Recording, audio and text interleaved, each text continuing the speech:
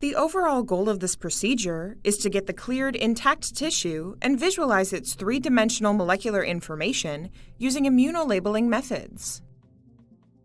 This method can help answer key questions in the neuroscience and developmental biology fields, such as neuronal connections, molecular characterization, and structural change during development. The main advantage of this technique is tissue clearing enables subcellular level analysis of big specimens without sectioning.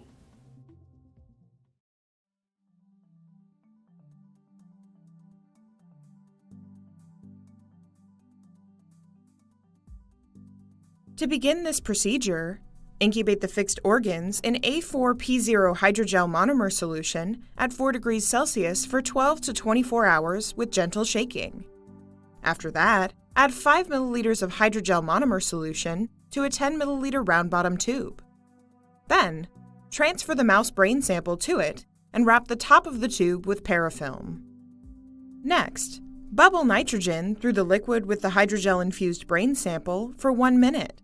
Quickly and tightly close the sample-containing tube. Transfer the tube to a water bath for 2 hours. After that, check the viscosity of the hydrogel and then wash the polymerized sample briefly with 0.1x PBS to remove excess hydrogel.